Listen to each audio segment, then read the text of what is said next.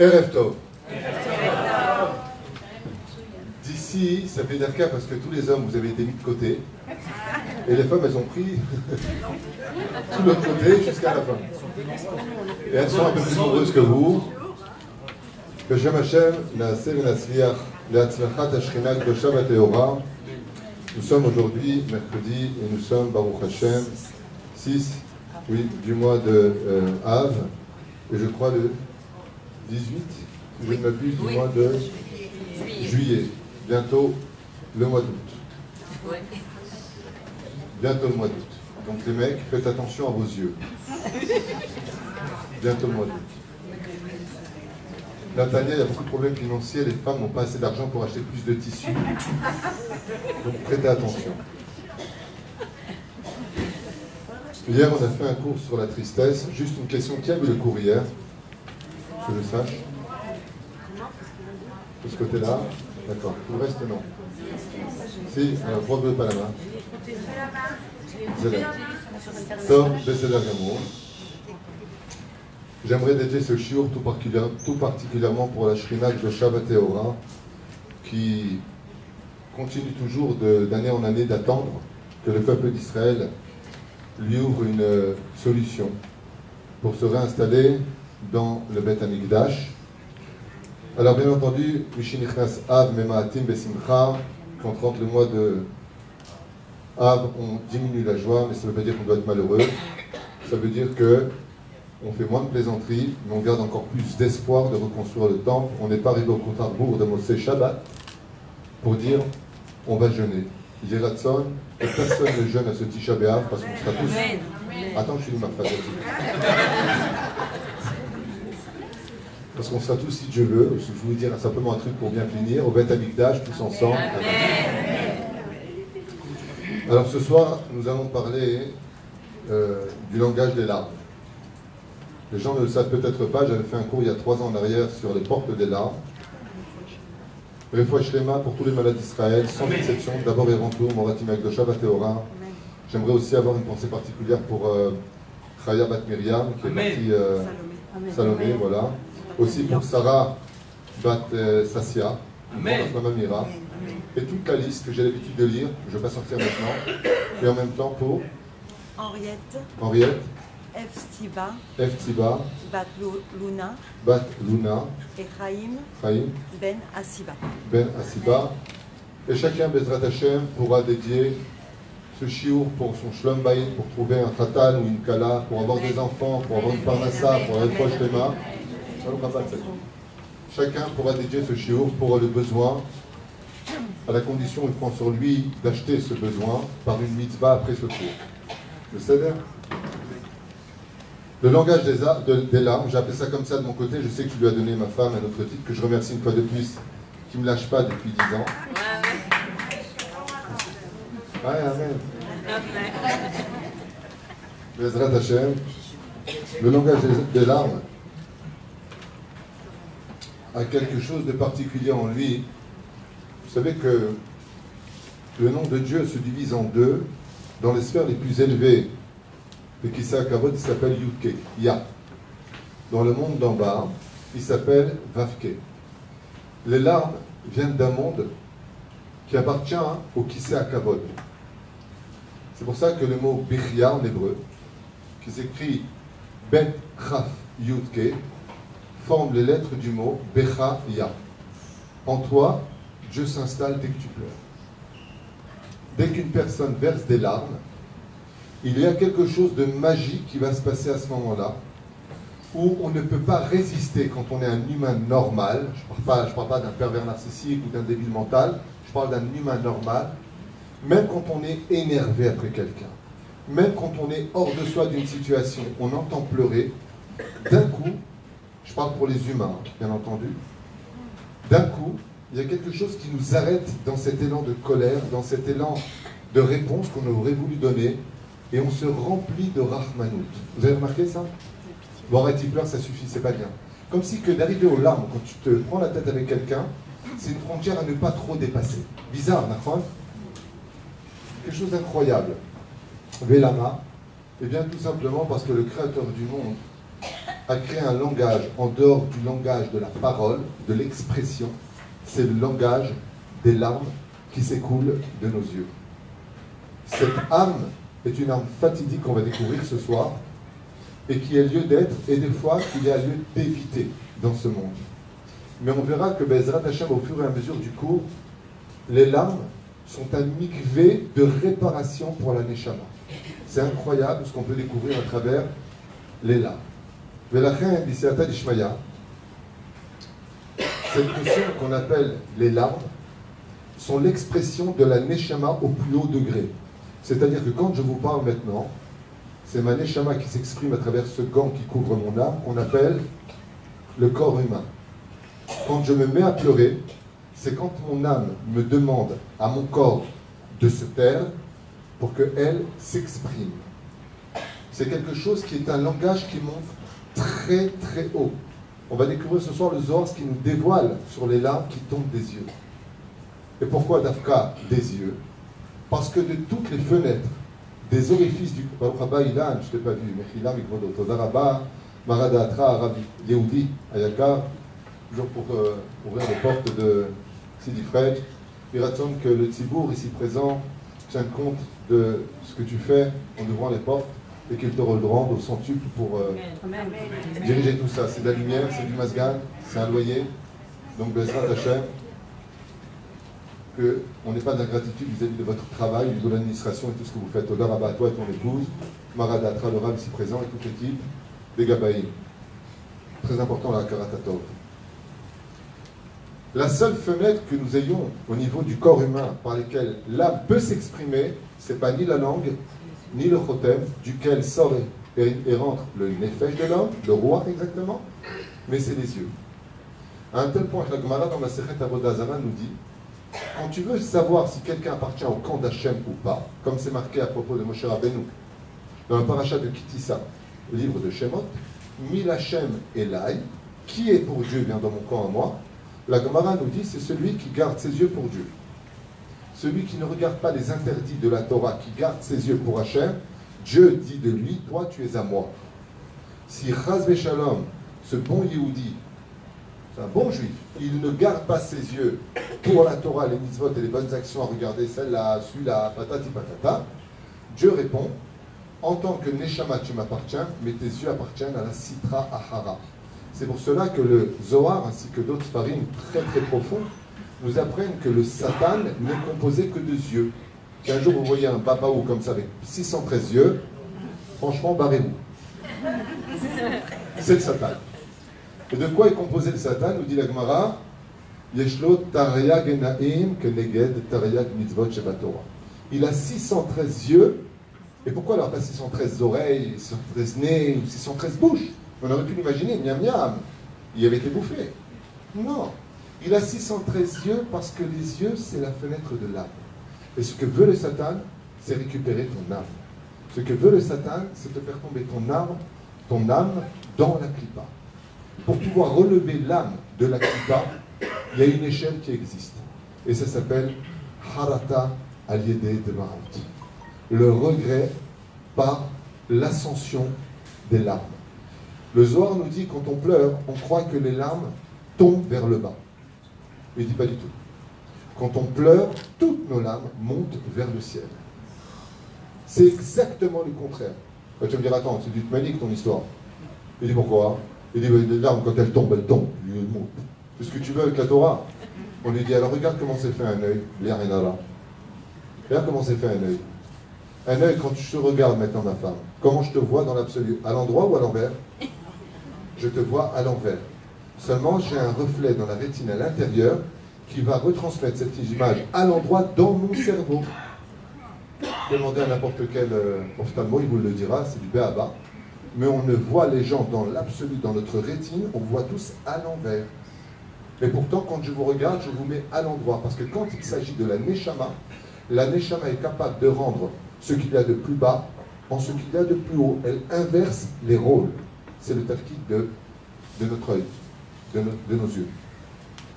Alors, Becha Hashem, juste au niveau technique comme ça, parce que je vois que ça peut être intéressant, d'où viennent les larmes? juste au niveau des paupières, derrière ces paupières, il y a un conduit qu'on appelle une veine. Et dans cette veine passe le sang. Et une fois que le cerveau est irrigué, elle redescend vers le bas. Et à l'intérieur de ce sang se trouve toujours un surplus d'eau. Ce surplus d'eau peut être évacué par l'urine, mais quand les sentiments interviennent sur une émotion quelconque, d'un coup, le Créateur du monde a créé quelque chose d'incroyable. Elles se stockent dans une toute petite poche ici. Et elles sont prêtes à évacuer. En général, c'est ce qui se passe quand d'un coup on est fatigué. On va créer des hormones, on va créer une sensation où ça va stocker juste en dessous de l'eau, qui vient d'où? Du sang. Donc, globule blanc, globule rouge, la lymphe. Ce mélange va créer ces eaux-là qui vont, en fin de compte, s'épurer et descendre juste par nos yeux, qui est un orifice duquel, Bezrat Hashem, on aura besoin de mouiller nos yeux. C'est pour cela que Dieu a créé le système des paupières, sans lesquelles nos yeux seraient automatiquement aveugles au bout de 48 heures. Pourquoi? Il se sera asséché.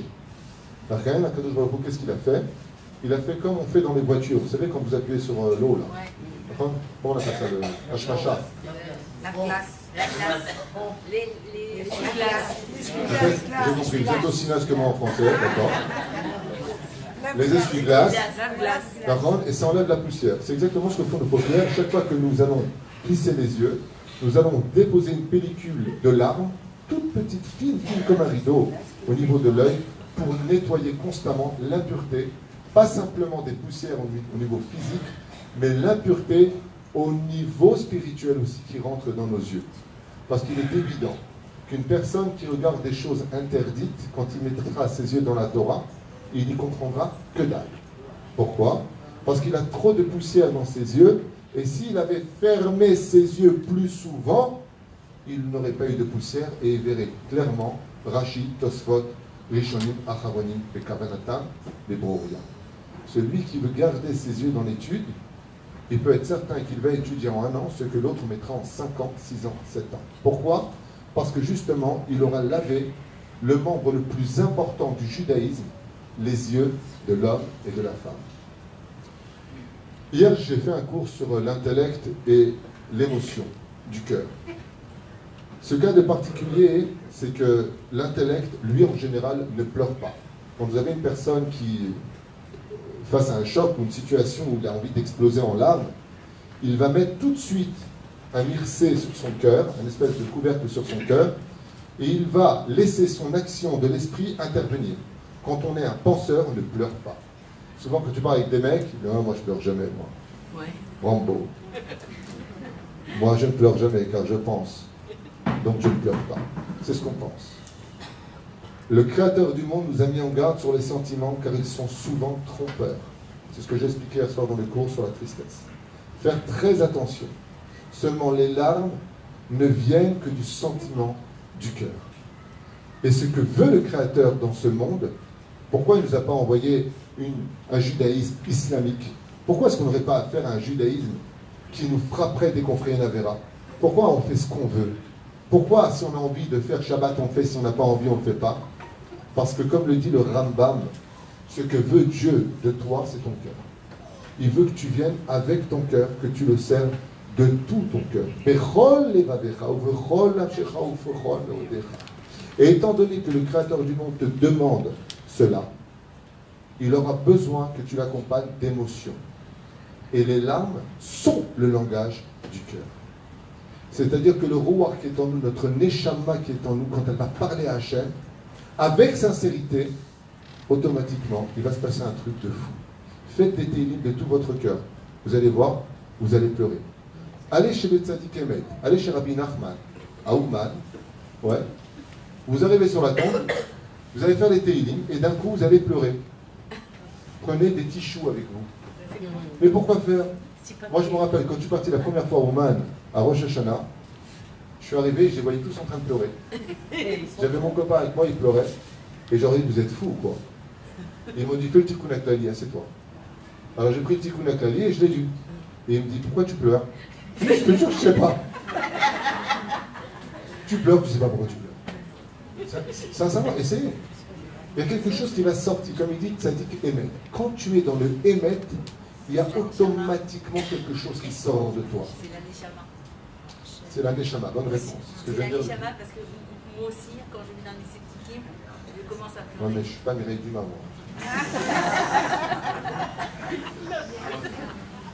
Sur le domaine psychiatrique et psychologique, quand on voit une personne qui pleure, on lui sort tous la même phrase. Alors, le mec, il est mal, ou la fille, elle est mal, et elle pleure. Et nous, au lieu de lui dire, oh non, arrête, et tout, qu'est-ce qu'on dit? Non, pas pourquoi tu pleures, ça c'est les Tunisiennes. Tunisiennes, elle va dire, pourquoi tu pleures? Il a qu'à crever, c'est pas grave. Il ne veut pas de toi, c'est lui qui n'a pas de mérite. Je ne parle pas de ça. Je parle chez les gens normaux. Macha à ça. Arrête de pleurer. Non. Bon, alors apparemment, on n'est pas les mêmes humains de ce côté-là. En général, comme le disent les psychiatres, quand quelqu'un pleure, on lui dit pleure, ça te fera du bien. Ouais, c'est vrai ça. Lama, parce que, étant donné que nous sommes régis par l'émotion, les médecins nous disent que les larmes permettent d'être un médicament pour l'équilibre de l'homme, car il évacue les hormones du stress. Quand tu pleures un bon coup, tu te sèches les larmes, quelle est en général la réaction que tu as tout de suite après avoir pleuré? Tu te sens totalement soulagé. Ce qui fait que quand ton cœur arrive à un degré, disent les Chachamim, de klakt menno, de l'épreuve, ouais, ça va se traduire par quoi? Par des larmes qui vont déstresser tout ton système nerveux. Tu te sentiras mieux. Et c'est pour cela que les Chachamim nous demanderont de pleurer dans certaines circonstances et de ne surtout pas pleurer dans d'autres circonstances qu'on va étudier tout de suite. Je voudrais avancer. Tu pleurais fête. Tu fais la fête, tu pleures. Tu t'es soulagé. Ah, fête, en tunisien. Ah, d'accord. Je voyais un Ashkenaz devant moi qui dit une fête. Vipnez que les larmes expriment la sincérité du ressenti. Quand tu vois quelqu'un qui pleure avec émotion, tu peux ressentir de lui une sincérité. Quand tu parles avec quelqu'un avec des larmes et que tu lui dis toutes mes condoléances, quand tu viens vers une personne, comme le Rav Ovadia Yosef Zatzal, quand on voyait une personne, venez le voir en lui disant « j'ai été ruiné » ou que ma femme m'a quitté, Maran Rav Ovadia Yosef aya boché les tzido. Et il se tapait comme ça, Rav Ovadia. Il lui tenait la main. Il lui dit je vais prier pour toi. Al Tidai. Comment il faisait? Comment il faisait? Mais devant on a dit au Rav Ovadia Yosef, il y a 2 juifs dans un avion qui ont été pris en otage en 1987, 84, 88, je ne me rappelle plus de la date. Il a dit à sa fille, ne me sers pas à manger, j'ai pas faim. Il dit, mais papa, ça fait déjà une journée que tu ne manges pas. Il lui dit, comment tu veux que je mange? Il y a des juifs qui sont stressés dans un avion. Et il s'est mis à pleurer, il a dit à Hachem, je ne mange pas et je ne bois pas jusqu'à ce qu'ils sortent. 5 heures plus tard, ils ont été libérés. Lama, parce que les larmes du Rav Ovadia Yosef ont coulé sur ses joues. Où il a ressenti le Kéev. Je vais raconter une histoire. Que j'ai vécue à Netivot, où j'ai vécu 3 ans. Une fois, je marchais comme ça sur le trottoir pour aller au Kollel, c'était en 1990, et je vois une femme assise sur un banc, avec son kissouille, les Marocaines de l'ancienne époque. Et elle pleurait, elle m'a porté l'arsène. Il faisait super beau, Shren à Tamouk, mais elle, en 2 secondes, elle m'a porté l'arsène. J'ai tellement eu de peine, que j'étais là-bas, je lui ai dit, elle avait un tout petit péline bleu, comme ça, je me rappelle jusqu'à aujourd'hui, tout petit dans les mains, et elle pleure. Là, t'as jamais, qu'est-ce qu'elle a? Je lui demande, ça va, vous allez bien? Elle me dit, Mata Tsarif. Je lui ai dit, moi je veux rien. Avalama Bocha, pourquoi tu pleures à ce point-là? Elle m'a dit, comment toi tu pleures pas? Je lui ai dit, je comprends pas. C'était la semaine de Tisha B'Av. Attendez avant de dire à la suite. Et cette femme, écoutez bien ce qu'elle me dit, je ne vous invente rien. Je lui ai dit, madame, vous avez des problèmes de santé, vous voulez que je vous aide, vous avez des problèmes d'aller à droite. Elle dit, là, je ne peux pas vous laisser dans un tel état. Et elle me regarde comme ça, elle me dit, mais je pleure parce que Dieu n'a pas de Beth Amikdash. Je pleure parce que Baba Sal, depuis qu'il est parti, comme ça, ces mots, je reprends ces mots à elle, avec des larmes. Depuis que Baba Sal est parti, ils ont ouvert un peuple. Le Chov Yerushalayim sur la droite. Je ne sais même pas qu'il y avait un peuple, moi, je ne suis pas au courant. Mais elle versait des larmes. Je lui ai dit, de vous, j'ai pris une grande leçon de morale. J'ai pris une très grande leçon ce soir. Combien Erpatlach Meashrina. Combien tu as à faire de Dieu. Nous, on pleure souvent pour nous-mêmes. De l'autre côté, je ne vous le cache pas, s'il y a une chose que Dieu déteste, ce sont ceux qui utilisent ces diamants qu'on appelle les larmes à mauvaise escience. Et c'est pour cela que pour éviter ce dégât pour lequel Dieu pourrait se mettre formellement en colère, qu'à Rosh Hashanah, jour du jugement absolu, le Créateur du monde nous dit, au fait, à Rosh Hashanah, j'aimerais bien que tu pleures, mais je ne veux pas t'entendre pleurer. Alors, je n'ai pas compris. Le Harizal, il dit, quand vient Rosh Hashanah, tu n'as pas le droit de forcer tes larmes à venir, mais si elles viennent, Baruch haba. Alors, qu'est-ce qu'il veut Hachem? Je ne comprends pas. D'un côté, tu viens et tu me dis, Rosh Hashanah, il ne faut pas pleurer. De l'autre côté, Dieu attend tes larmes. Alors, comment on va faire? Vous avez remarqué un point pratique qui devrait tous éveiller chez nous une soumetteuse extraordinaire. Arrête, si je n'ai pas de quoi faire la mitzvah, j'ai toujours la notion de Bédir Abad. Il y a le priori de la mitzvah, et si je n'ai pas de quoi faire cette mitzvah-là, j'ai a posteriori la mitzvah. Il y a toujours une roue de secours à une mitzvah, sauf une. Sauf une. Si je n'ai pas de chauffard d'un animal, je ne peux pas utiliser un chauffard fait par l'homme artisanal, ni en bois, ni en bronze, ni en argent, ni en or, ni en étain. Je ne peux pas l'utiliser. Lama! Il dit parce que le chauffard, Vérotaï Verabotaï, il rappelle les larmes de Yaël. Quand on entend le chauffard, on pleure. Allez, elle est là. On pleure. Le Créateur du monde, il te dit, les larmes chez moi sont tellement importantes que celui qui pleure pour rien risquerait de trouver des raisons dans sa vie de pleurer pour quelque chose. Et étant donné que nous, on n'est pas réellement objectif dans nos problèmes, il mit de barrière qu'on pleure très souvent pour rien.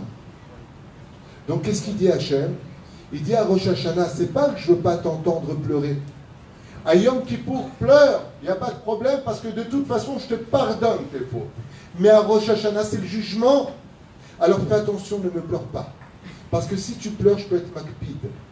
Alors comment je vais entendre tes larmes, Israël? Dieu te dit, utilise le couloir de la corne d'un animal. Et pourquoi? Il dit, parce que je vais te dire pourquoi.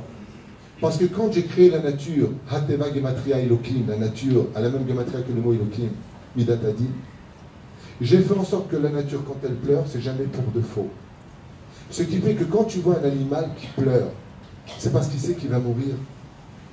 Quand tu vois un animal comme une biche qui verse une larme ici, c'est parce que les crocs du loup sont déjà dans sa gorge. Mais avant qu'elle ne soit dans sa gorge, l'animal ne pleure pas.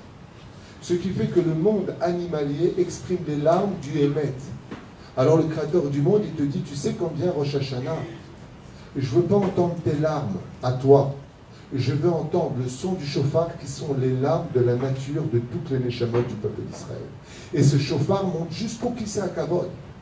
C'est pour cela que nous avons un stress. Imaginez, mesdames, après un accouchement de 9 mois, si c'est 11 mois, c'est un mutant le mec. Après 9 mois, Kif Metemesh. Avec un mari qui dit à sa femme, ça va, c'est pas parce que tu es enceinte que tu vas commencer à te reposer toutes les 2 secondes. Elle arrive à l'hôpital.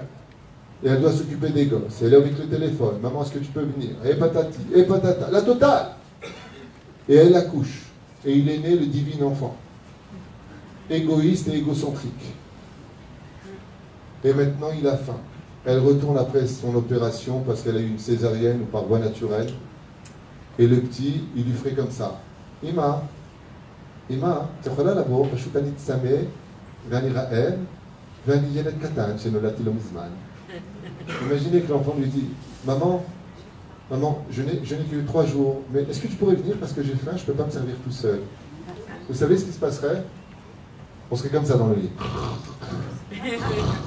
Pendant 3 jours. Et le gosse? Alors qu'est-ce qu'il fait Hachem? Et il pleure. Et tu peux être crevé. Tu peux être en train de te traîner par terre. Les pleurs de ce bébé te lèveront de n'importe quelle fatigue au monde. tu ne peux pas le laisser. Vous savez pourquoi? Parce que les larmes du bébé vont s'adresser à ta neshama qui n'a pas besoin de sommeil. Ta neshama à toi, les chelek et le kamimal. Les cris du bébé sont tellement sincères. Le bébé, quand il pleure, lui, c'est jamais pour rien. C'est où tout simplement qu'il vient de se rendre compte qui était sa mère ou son père. Tu connais celle-là, hein? C'est une femme, elle appelle sa mère et elle lui dit « Maman, je me prends trop la tête avec mon mari, j'en peux plus de lui, je viens dormir à la maison. » Elle lui a dit « C'est hors de question, il mérite une plus grande punition, c'est moi qui viens dormir. »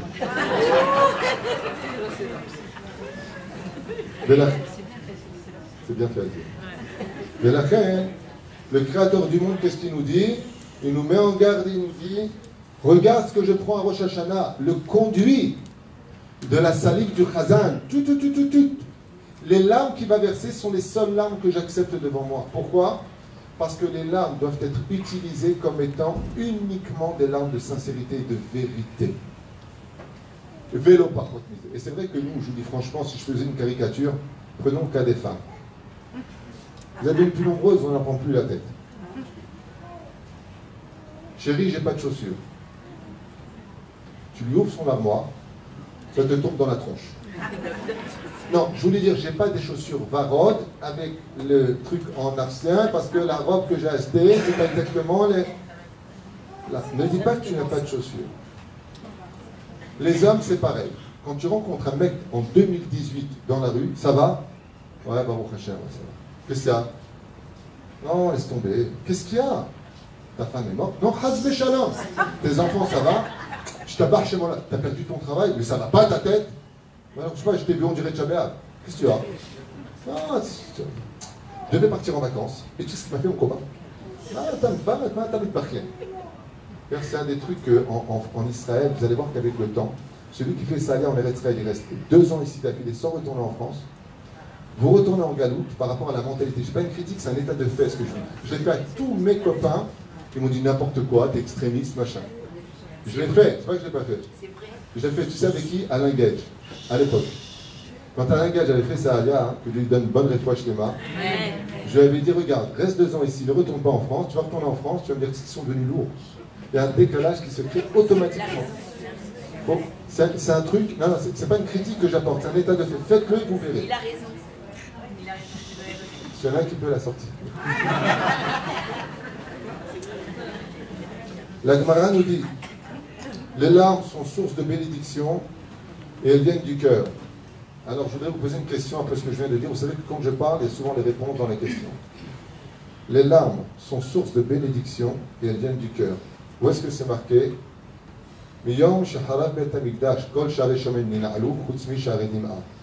Depuis que le temple a été détruit, toutes les portes se sont fermées, sauf les portes des larmes. Où est-ce qu'on pourrait trouver cette Gemara d'après vous et à quelle page? Moi, je voudrais les hommes plutôt. Hein? Les larmes sont source de bénédiction et elles viennent du cœur. Dans Brachot Bedaf, la Medbet, l'aile.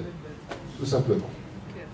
Si vous apprenez à étudier la Gemara, il n'y a pas de hasard, ni au niveau de l'endroit où elle se trouve, et ni au niveau des feuilles. Chaque feuille, par exemple, Rabbi Shimon Bar Yochai qui sort de la grotte, où est-ce que tu peux trouver? Qui était celui qui prenait la Shmirat Shabbat? Rabbi Shimon, Masechet Shabbat. À quelle date ça a lieu, ça, Iloula? Lag Baomer. Quelle feuille? La Mekh Gimel. Que tu saches. Les dates de Gemarot, les adresses que vous avez dans les références, sont les adresses du pourquoi de l'intériorité des kavanotes de chaque tzaddik. C'est pas stam qui sont à la page. La Mekh Gimel et pas la Mekh Bet, le la Mekh Dalet. Et c'est pareil pour Brachot. Les larmes sont source de bénédiction parce qu'elles viennent du très haut. D'accord? Et elles viennent du cœur. Masechet, Brachot, Bedaf, la Mekh Bet, Amoud Bet. Parce qu'on a deux cœurs. Yetzaratov, Yetzerara, donc Amoud, Bet et pas Amoud. Juste comme ça, un petit cadeau d'étude pour approfondir. Bezrat Hashem Yitbarach. Velachen Omrim Chazal. Depuis que le Bet Hamikdash a été détruit, le Créateur du monde ne laisse plus aucune prière monter si elle ne s'accompagne pas de larmes. On a posé une fois la question à Baba Saleh. Comment se fait-il que Baba Saleh priait des fois Yachid? Il a répondu Baba Saleh, Zecher Tzadik Vekadosh Ibracha.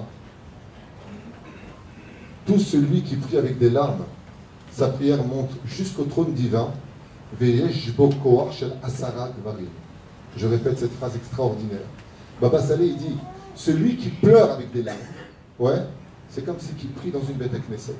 C'est une des raisons, hormis le fait que la Gemara nous dit que les femmes sont qui des mitzvot shazman grama, provoquées par le temps.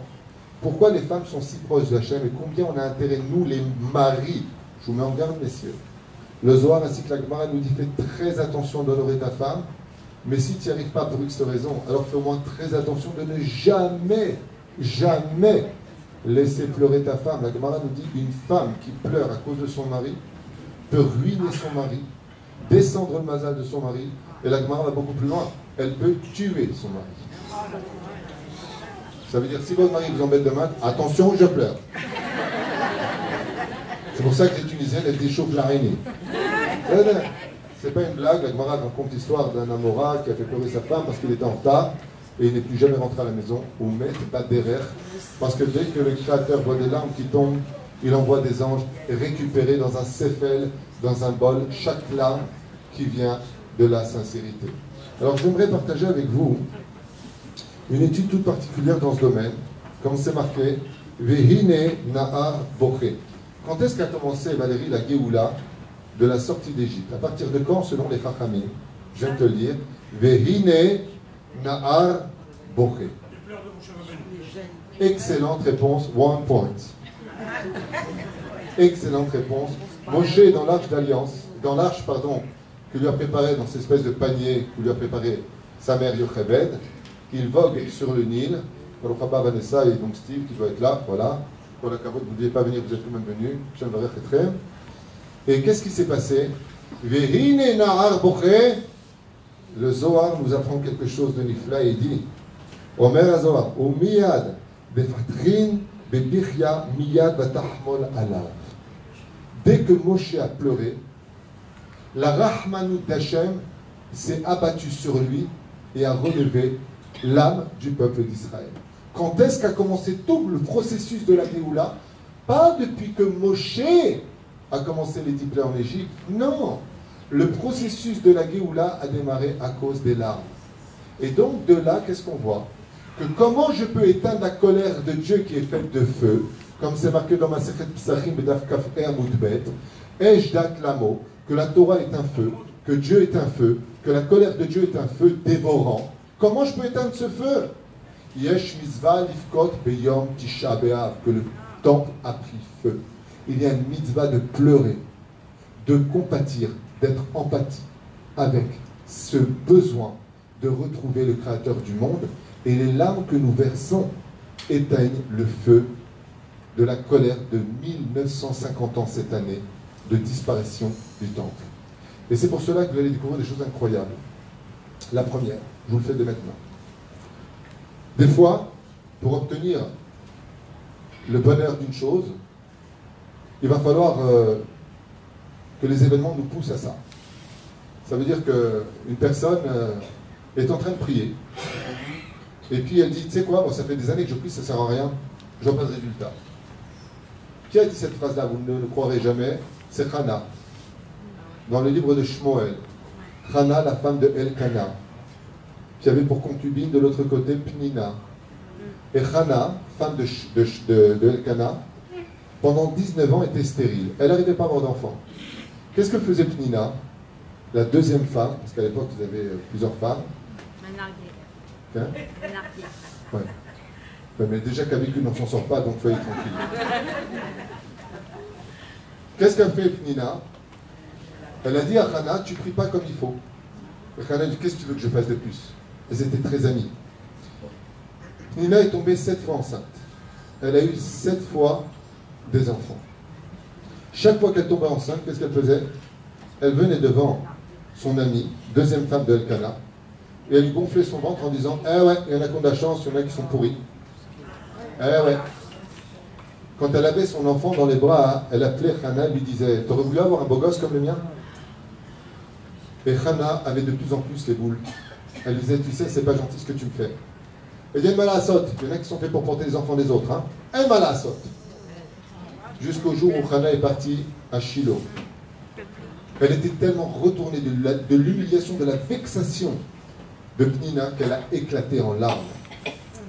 Quand elle est retournée ce soir-là, elle est tombée enceinte. Pnina, quand elle a vu qu'elle est tombée enceinte, elle lui a dit, oh, sauf, tu as su ouvrir les cieux avec tes larmes. Sauf, je t'ai fait pleurer.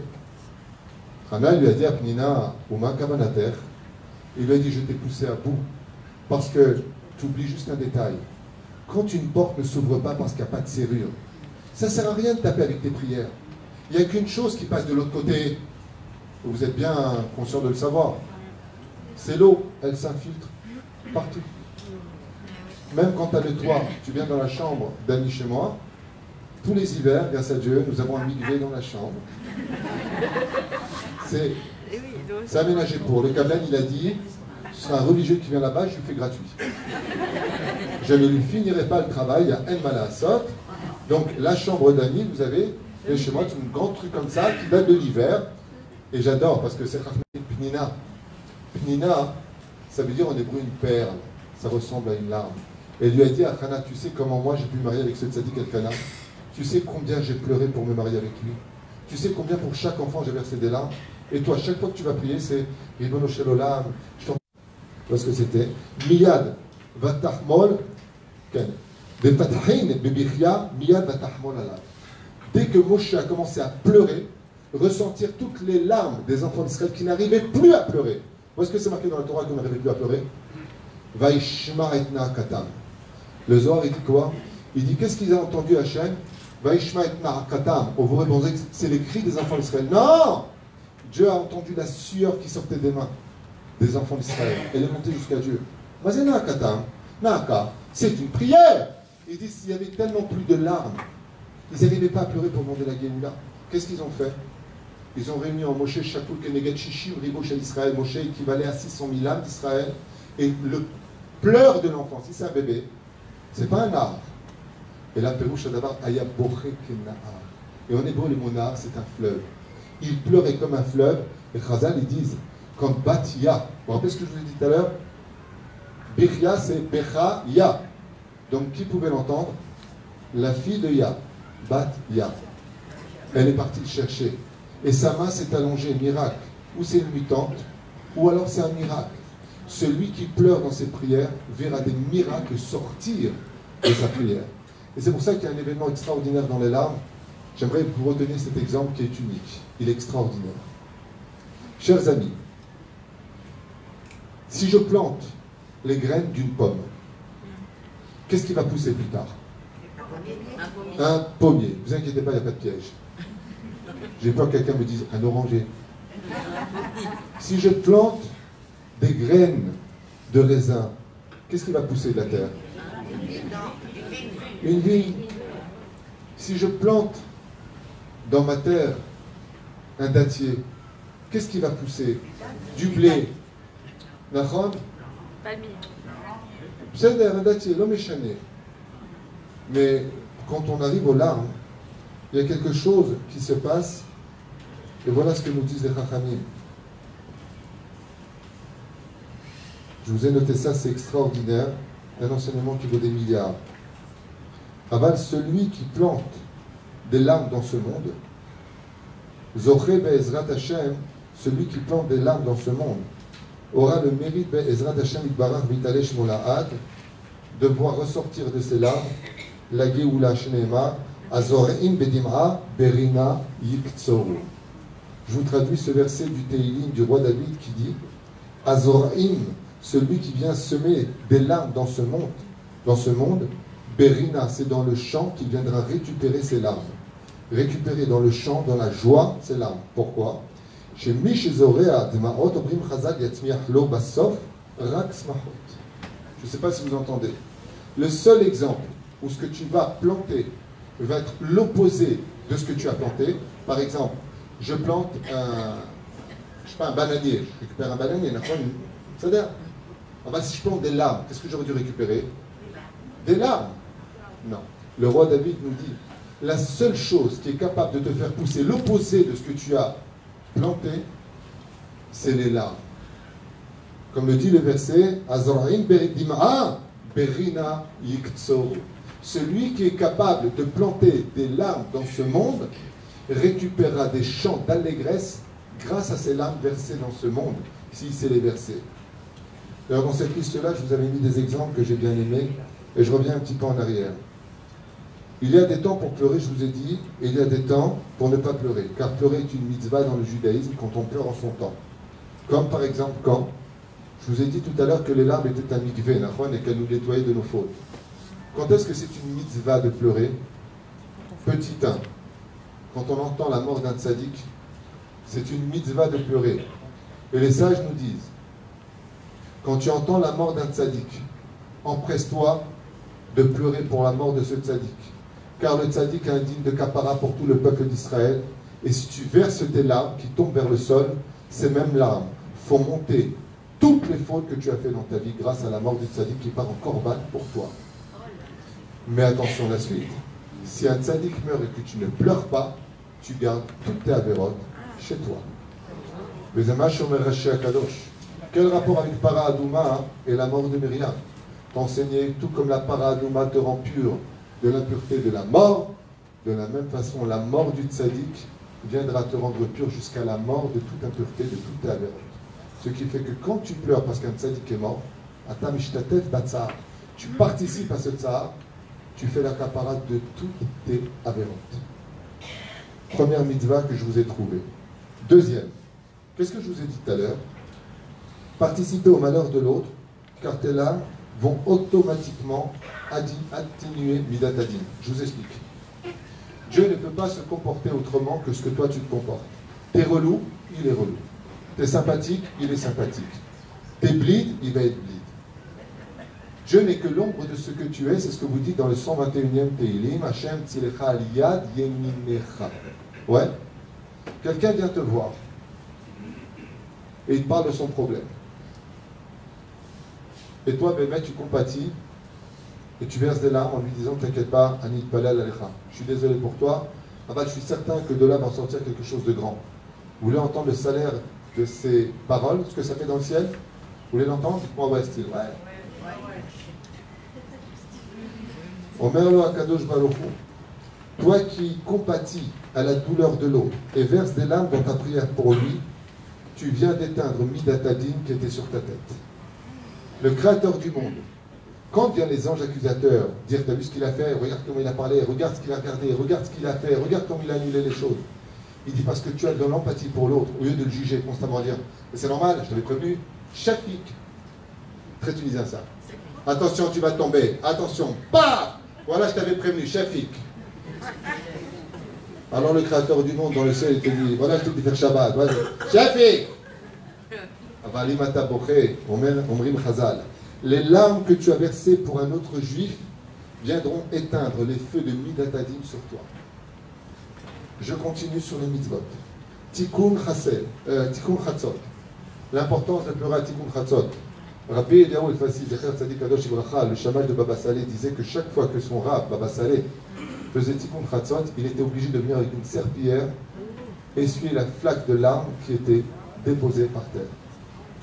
Alors on peut poser la question, comment on peut pleurer Bémet à Tikkun Chatzot? Comment on peut arriver Sham Yashamnu Gam Bachinu Bezochlenu et Tzion? Comment on peut arriver à pleurer Tikkun Chatzot? J'ai une question à vous poser, chers amis. Si Chaz Veshalom, je vous mets à dormir sur un banc, au bout de combien de nuits vous allez éclater en larmes? Votre maison, c'est la rue. Chaz Veshalom.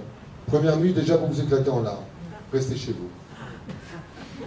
Combien de temps? Al-Ze Nehemar. Verachel, la Shrina, Mevaka al-Banea. La Shrina, elle pleure. Elle n'a pas de maison. C'est pour cela que le créateur du monde, le jour où on se marie, normalement c'est Siman Tov, Mazel Tov, tu viens de trouver chaussures à ton pied. Ouais, juste attention de ne pas te le prendre dans le derrière. La reine, ici à Tadishmaï, a dit le créateur du monde, Mazel Tov, Mazel, c'est un Mazel Tov. Qui vous a fait rencontrer? Hachem. Qui vous a donné un toit? Hachem. Qui vous a donné les moyens de cette fête? Hachem. Et à la fin du mariage, la cérémonie du mariage, Dieu il te dit, je peux te parler un instant? Tu peux juste ne pas m'oublier. Tu sais que j'ai pas de maison. Tu sais ce que c'est de vivre SDF? Le créateur du monde est SDF. En lo bayit. Alors qu'est-ce qu'on lui dit?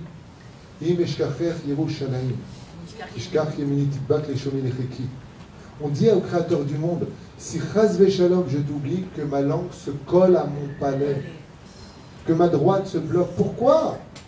Parce que le Créateur du monde, il te dit, est-ce que tu peux m'accueillir chez toi? J'ai pas de maison. Imaginez maintenant le Rabbi de Lubavitch, il est parmi vous maintenant, il lui dit, quelqu'un peut m'accueillir, je suis SDF. Ça vous montre à l'esprit d'imaginer une telle phrase du Rabbi de Lubavitch? Je ne vous parle pas du Rabbi, je vous parle de Rabbi Nachman, je ne vous parle pas de Baba Saleh, je vous parle du Créateur. Le Créateur du monde n'a pas de maison. Alors il fait la manche. Et qu'est-ce qu'il dit? Khatan Bekala. Zouk Sejacha Shrina Shruya Benehem. Si le couple il a le mérite, je peux vivre avec eux à la maison. Mais s'ils n'ont pas le mérite, Shrem Shruya Benehem. Ça veut dire que c'est le feu qui vient s'installer chez eux. Où est-ce que le Créateur du monde il demande de s'installer à Rabotai? Dans une bête à Knesset. Et quand est-ce que Dieu il sort d'une bête à Knesset? Quand les gens ils viennent pour parler dans cette synagogue. Les Chachamim lui disent, la Shrina elle s'en va. Ah ça va toi? Et toi ça va? Et qu'est-ce que tu racontes? Et là, Kadishit Gela et Kadaf, Daber et Makir. Pendant la lecture de la Torah. Non mais tu sais pas pour les vacances. Peut-être que je vais partir à Eilat. Je ne sais pas encore. Papa, tu as tout le trottoir du Kikar pour parler de ça. Juste ici, tu es trouvé. Juste ici, tu as trouvé de parler de ça. Tu ne sais pas que celui qui parle dans une bête à Knesset, Dieu il te dit dans le Shulchan Aruch pris du prophète, Kol hamedaber bebet Knesset en lo chelek be'eloki Israël, tu viens de tout perdre. Chabad. Al tedaber bebet Knesset. Tu peux parler comme il a fait Ilan, là, il a fait un endroit là-bas, tu peux parler là, de l'autre côté. Là-bas, va là-bas. Tu te lèves, tu vas là-bas. Bet Knesset là-bas. Car Kadosh Baruch Hu, il te dit jusqu'à aujourd'hui, je n'ai pas de musique chez moi. Si tu viens à la Bet Knesset pour parler, tu vas aller où pour? Vous l'avez compris. Autre mitzvah, 3 jours, alors ça c'est une darka, tu perds quelqu'un, Gérard, Shulchan il te dit, tu pleures 3 jours. Ah oui, 3 jours. On brime Pashut Meod, quand une personne part de ce monde, chaque larme qui est versée est récupérée par un ange. Chaque larme qui est versée est capable d'éteindre le Gehinam qui attend cette personne si elle doit descendre au Gehinam. Pourquoi? Parce qu'il y a marqué celui qui est aimé des hommes est aimé d'Hachem. Si tu étais chasser dans ce monde, si tu as été sympathique dans ce monde, si tu as été diplomate dans ce monde, si tu as été capable d'acheter le cœur de l'homme, quand tu pars, tu vas manquer. Si tu manques, c'est que ta vie a été capable de combler les vides des autres. Donc tu as une place dans leur cœur. Chaque langue qui est versée, c'est Shulchan Aruch, ce que je dis, c'est pas du Moussar, hein. C'est des lois juives, Shulchan Aruch. Shlosha Yamin, la bichia, pleure. C'est une mise à de pleurer pendant les 3 premiers jours. Pleure au maximum. Lama. Il dit pour montrer combien cette âme aujourd'hui qui est faite de feu et d'eau te manque. On avance. Pleurer pour l'éducation de nos enfants. Pleurer pour faire une réelle teshuva. Pleurer pour la guérison d'une personne. Pleurer pour son shlom bayit, pour la geoula ou son mariage. Car nous avons tous une généralité connue de tous. C'est ce que je viens de vous dire. Les larmes sont les seules choses qui peuvent changer la vie, une destinée, voire jusqu'au mazal d'une personne. Velachen. Je voudrais vous raconter 3 histoires que je vous ai préparées, qui ont lieu grâce aux larmes dans le judaïsme contemporain. La première histoire, je vous la raconte maintenant. Bon. Un jour, une femme est tombée enceinte. J'espère qu'elle n'est pas très enceinte pour ce que je veux dire, c'est juste une histoire à raconter, donc ne prenez pas ça pour vous. Et c'est vrai qui sont enceintes, et un bon accouchement. Amen. Et malheureusement, le jour de l'accouchement, cette femme, Alcha le Betolama, elle est partie. Cet enfant a grandi dans une famille d'accueil qui n'était pas religieux, pas pratiquante. Et non seulement ils n'étaient pas pratiquants, mais en plus de ça, il y avait beaucoup de vulgarité, il y avait beaucoup de choses négatives dans cette maison. Une fois devenu grand, cet enfant, vous avez bien compris, il était très loin du judaïsme, très loin de la Torah des mitzvot, de Mazim Tovim. Il a commencé à se comporter très mal avec les femmes, il voulait se taper avec les mecs, il était vulgaire. Une vraie histoire, Takshim Tov. Un jour, cet homme-là revient dans la ville dans laquelle sa mère a vécu. En prenant un virage, il glisse et il tombe face à une flaque d'eau. flaque d'eau, comme ça, de son trottoir.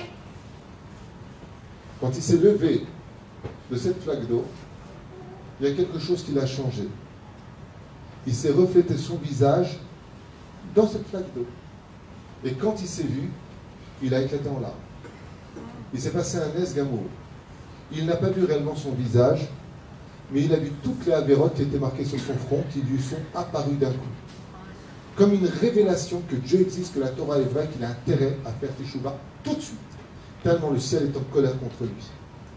Cet homme ne comprend pas ce qui lui arrive. Il va voir un rave. Et le rave lui explique le judaïsme. Au bout de 2 ans dans cette synagogue, où il ne quitte pas le rave, il devient, Baruch Hashem, un homme pieux. Le jour de son mikvé, sauf pour se nettoyer de toutes ses avérotes, il rentre comme ça chez lui, et il commence à penser à sa mère, qu'il n'a jamais connue. Et quand il s'endort avec le sourire, parce qu'il venait d'étudier pour la première fois de sa vie des Mishnayot, il s'endort avec le sourire, et d'un coup, dans son rêve, le Rotaï de Rabotaï, il voit sa mère venir, habillée d'un magnifique vêtement blanc rempli de lumière, une couronne d'In Beimaot, et qui vient lui dire, il y a 2 ans en arrière, du ciel, on a fait descendre toutes les larmes que j'ai versées, que l'enfant que j'apporterai au monde soit un Ben Torah. Et comme malheureusement je suis décédé, que je n'ai pas eu le mérite de te faire grandir dans la Torah, je suis venu il y a 2 ans de cela devant le Bédine en disant, Ribono Shel Olam, tu as dit que les larmes ne reviennent jamais vides. Quand tu pleures Hachem, de tout ton cœur, tu as promis que ces larmes ne reviennent pas vides. Alors qu'est-ce qu'a fait le Créateur du monde? Il a dit, allez récupérer toutes les larmes que cette femme a versées pendant toutes ces années et jetez-les devant son pas. Quand il a pris le virage et qu'il a glissé, qu'il est tombé sur cette flaque d'eau, ces larmes lui ont dévoilé la vérité. Chazar Bitshuva, et cet homme raconte comment il est devenu rave, comment Chazar Bitshuva Shlema, par le mérite des larmes de sa mère. C'est pour cela que quand vous voyez une larme, à quoi ça ressemble une larme? À une goutte, nachon, et elle brille. Qu'est-ce qui ressemble de façon naturelle à une goutte qui brille? Un diamant. Les Mekoubalim disent qu'aux yeux d'Hachem, chaque larme versée de nos yeux dans le monde de vérité sont des diamants. Et ces diamants ont une valeur inestimable. Tôt ou tard, ils redescendent et porteront leurs fruits. Deuxième histoire. Celle-là, elle est firasra. Si je ne raconte pas maintenant, alors quoi? Deuxième. Qu'est-ce que vous dites? D'accord. Attends, je bois alors.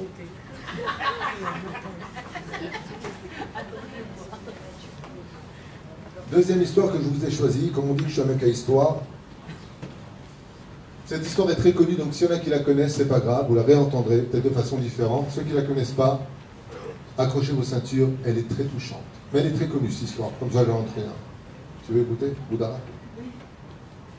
C'est à cause de toi que j'ai pris du poids à Belleville. Voilà.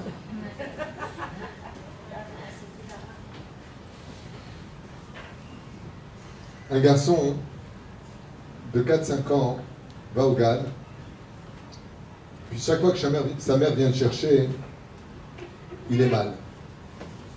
Parce que ses copains lui disent, qu'est-ce qu'elle est moche ta mère? Mais qu'est-ce qu'elle est moche ta mère?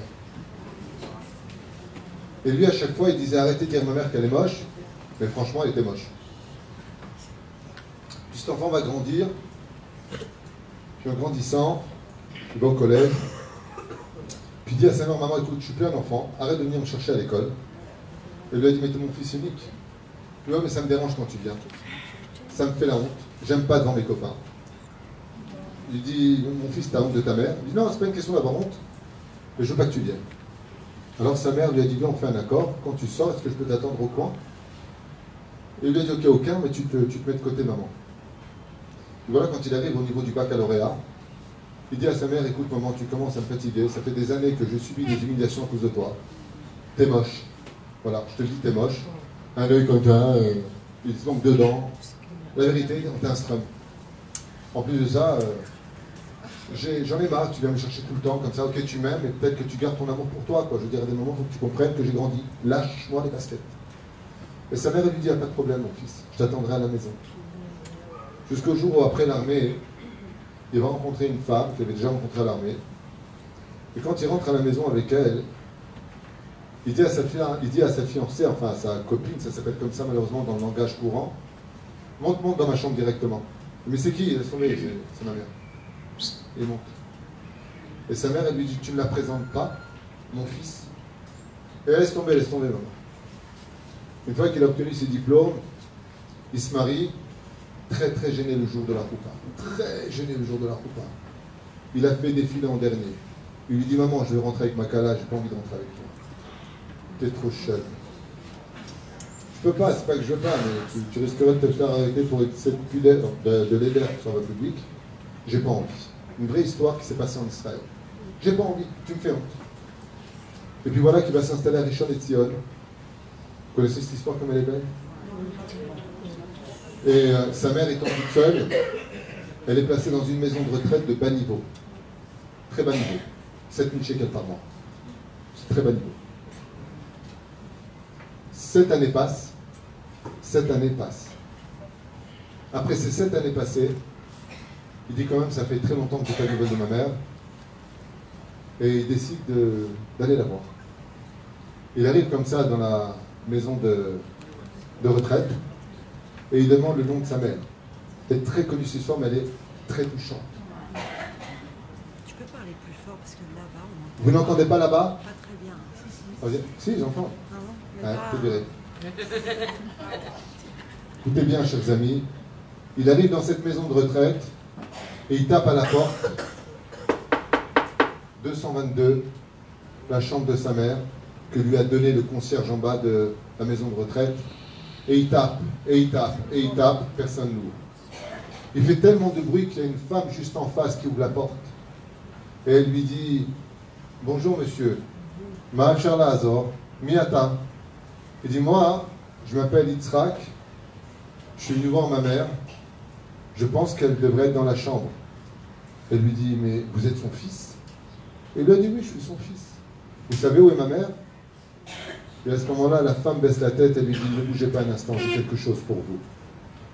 Et elle rentre dans sa maison, tire le tiroir, sort une lettre et lui donne à son fils, en lui disant avec des larmes aux yeux, mon fils, votre mère est morte il y a plus de 2 ans. Tu connais cette histoire? Mon réveil.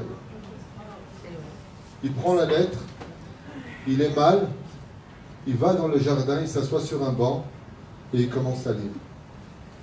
Mon cher fils unique, toi qui as été l'amour de ma vie, j'aimerais te dévoiler une vérité que je ne t'ai jamais dite pour que tu ne te sentes jamais gêné vis-à-vis de ta mère. Quand tu avais 4 ans, ton père et moi partions sur les Kivrei Tzadikim, dans le nord. Et on a eu un terrible accident de la route.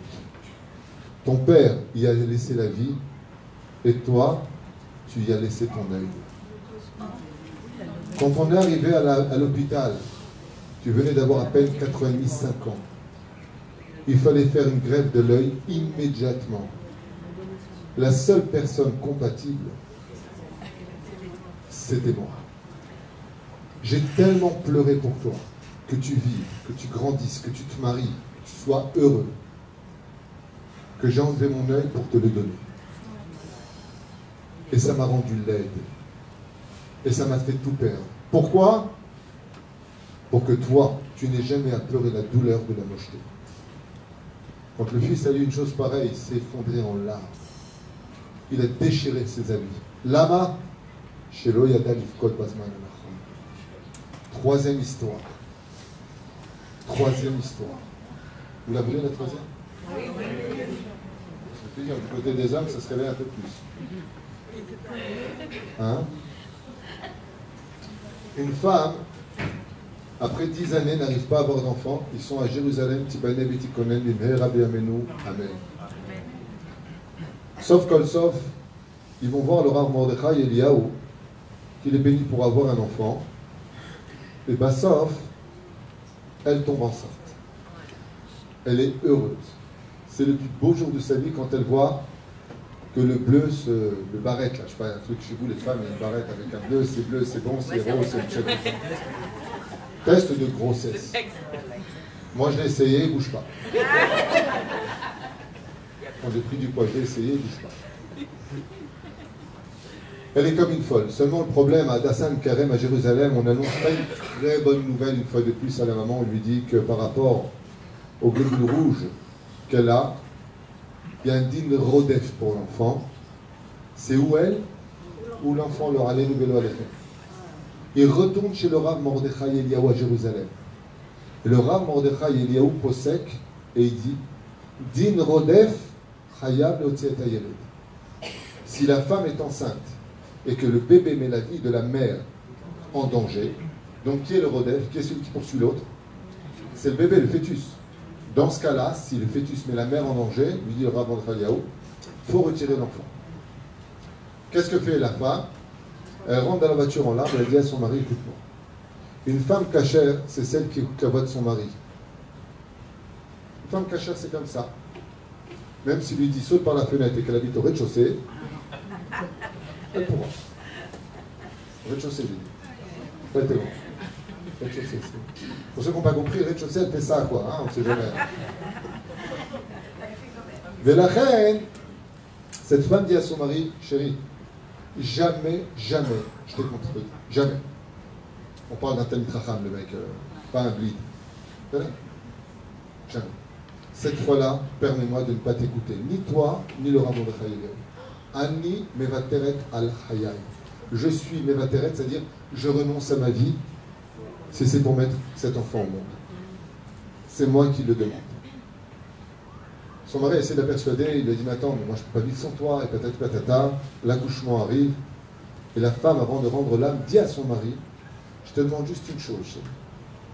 Cet enfant qui va venir au monde, tous les ans, le jour anniversaire de mon décès, amène-le sur ma tombe et dis-lui qui j'étais pour lui. Dis-lui combien j'ai versé de larmes pour lui. Que pendant 10 années avant de le mettre au monde, je n'ai cessé de pleurer jour comme nuit pour l'amener au monde. Et je ne veux pas que ces larmes retombent vides. Je veux qu'il vienne au monde. L'enfant est né. Le père est comme un fou. Il a son fils d'un côté qui lui donne une joie inouïe. Il est lui-même le sandak de son fils. Et de l'autre côté, il perd sa femme. Qu'est-ce que fait cet homme pour réussir encore mieux son éducation? Il déménage à Bnei Brak. Et il s'installe à Bnei Brak. Il prend le meilleur Talmud Torah. Et son fils grandit dans un monde de Torah où il est constamment d'année en année numéro 1, numéro 1, numéro 1 de toutes les kitotes, un ilouï en Gemara, un génie. Seulement, malheureusement, il a eu une seule mauvaise fréquentation. Sans salir la biche de Tel Aviv, Chas Veshalom, il y a un copain de Tel Aviv qui vient et qui lui fait découvrir un autre horizon que celui de la Torah. La boîte du chien et du chat, les peuples, Stevie Wonder.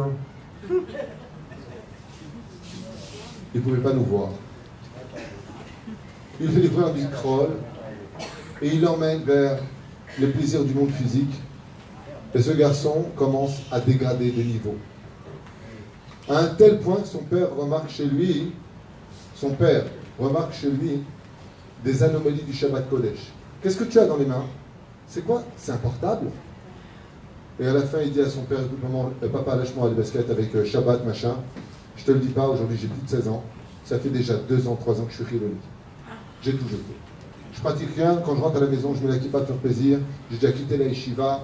Quand ils ont appelé la dernière fois pour te parler, c'est moi qui ai répondu à ta place. Je veux pas te faire de mal. Et je compte plus aller sur la tombe de maman. Ça suffit de me faire porter la responsabilité de vos engagements personnels. Je fais ce que je veux. Le père est effondré. L'armée arrive, t'es plus en yeshiva. Il rentre à l'armée pour 3 ans. Et comme beaucoup de personnes, après 3 ans, il part en Inde. Chez Neymar, Hodou, la chaîne Kitov, Kilo Lamprazo. En hébreu, Inde, c'est Hodou. Hein? Il part en Inde. Son père, avant de le voir partir en Inde, qu'est-ce qu'il lui dit? Il dit, écoute mon fils, je te mets juste en garde sur un domaine. Si tu prends l'avion pour aller en Inde, alors que ta mère a donné sa vie pour toi, pour avoir ce que tu es aujourd'hui,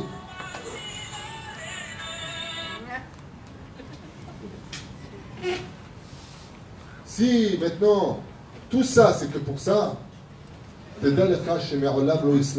te le pardonnerai jamais. Et son père explose en larmes. Et qu'est-ce qu'il lui dit à son fils? Tu n'as même pas d'empathie, tu me vois pleurer. Son fils te regarde avec son sac à dos et lui dit, je t'ai pas demandé de pleurer non plus. Il s'en va, il prend l'avion et s'envole pour les Indes.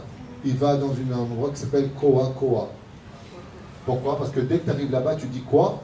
Tu ne comprends pas le langage. Ou quoi, quoi. C'est-à-dire, voilà que 2 années s'écoulent. Là, tu ne le reconnais pas, mec, c'est un secours. Tatouage de partout, queue de cheval, crade, pas possible. Hachem Ishmor Be'Rahem. 2 ans plus tard, dans ce même village, qui tout écrit à ce qui paraît, j'ai une amie qui est partie là-bas qui m'a raconté, c'est Falafel en hébreu, tout est en hébreu. Tu as les kiosques Lubavitch en hébreu, il y a tout. Ils ont les galettes à col, avec les samim, ils sont très religieux là-bas. Car les samim. Et là-bas, ils ont plus que 11 samimanim. Ils ont tous les samimanim que tu veux. Velachen, Macha Atzamizé, 2 ans plus tard, il rencontre un mec qui s'appelle Moshe, un copain à lui, qui était plutôt un ami de son père. Il le rencontre, où à Koa. Il dit, écoute, la vérité, je voulais manger cachère, j'étais pas loin, le taxi m'a dit, viens, je t'emmène chez les juifs. Et je découvre ce grand village, ce grand lieu, où vous avez plein de juifs. Il dit, ah super, et alors? Il lui dit, et toi, comment ça va? Il lui dit, ça va. Il lui dit, moi je peux parler un instant. Il lui dit, mais tu sais que t'es méconnaissable. On dirait un goy. Il lui dit, ouais, mais ça on s'en fout. T'as des nouvelles de mon père? À ce moment-là, il le regarde, Moshe, il lui dit, comment ça t'as des nouvelles de mon père? Même ça, t'es pas au courant? Il lui dit, qu'est-ce que tu es au courant de quoi? Il dit, écoute, ça fait des années que j'essaie de lui écrire. Ça fait 2 ans que je suis parti, ça fait 2 ans que je lui écris. Il lui dit, mais Baba, ton père est mort 1 semaine après ton départ. Il est mort de tristesse dans son fauteuil. Il est mort d'un keflev, ton père. Une vraie histoire. À mes bras. Quand il entend ça, il a un choc émotionnel qui le brise de l'intérieur. Moshe lui paye le billet d'avion pour revenir immédiatement en Eretz Israël. Il arrive à Ben Gurion, prend le taxi qui l'emmènera à Bnei Brak, regarde la maison de son père, elle est vide. Il est comme un fou. Il part sur la tombe, et face à la mort, enfin son cœur rempli de clipotes se casse en mille. Écoutez la suite. Et il pleure. Et il pleure. Et il tape sur la tombe de son père. Pardon, papa, pardon. Il est mal. Ça y est, il est mort. Il sait qu'il est responsable d'un grand malheur. Il a tué sa mère par sa naissance. Et il a tué son père parce qu'il ne s'est pas engagé pour le pourquoi de sa vie. Écoutez bien la suite, une vraie histoire. Aujourd'hui, celui dont je vous parle, je n'aimerais pas la yeshiva, c'est le mashguer d'une yeshiva de Bnei Brak. Il a là-bas, jusque-là, ça dit qu'il est Sodolam. Il enseigne la Torah à plus de 400 élèves. Il est vivant, il est là. C'est lui qui l'a raconté à la radio. Il a raconté son histoire, elle est très touchante. Qu'est-ce qu'il fait? Quand il pleure sur la tombe de son père, il y a une image qui revient constamment à lui, c'est son père qui lui a dit « Je ne te pardonnerai jamais ». Cette phrase-là, qui a été les derniers mots de son père, mais il ne peut pas. Ça ne le fait pas. Il est mal. Il y a un vieux comme ça qui regarde comme ça. Il dit, pourquoi tu pleures comme ça sur la tombe de ton papa? C'est ton père? Il lui dit oui. Et lui dit, tu sais qu'il y a un endroit où, si tu veux pleurer, ça monte plus vite. Parce que rien ne tient devant la vraie tchouba qui vient des larmes. Il lui a dit, qu'est-ce que je dois faire? Il lui a dit, va au cotel. Il dit, tu sais quoi, Mina Shamaïm? Il n'y a pas de problème. Avec ses tatouages, une petite kippa sur la tête, sa queue de cheval. Ouais. Il va jusqu'à Jérusalem, il arrive au cotel, et là-bas, il se met à pleurer, à pleurer, à pleurer. Tellement il pleure. Il y a un mec à côté lui dit, excuse-moi, tu m'as fatigué. Il lui a dit, j'étais pas très bien déjà à la base, tu pleures tellement que tu m'apportes j'ai envie de mourir.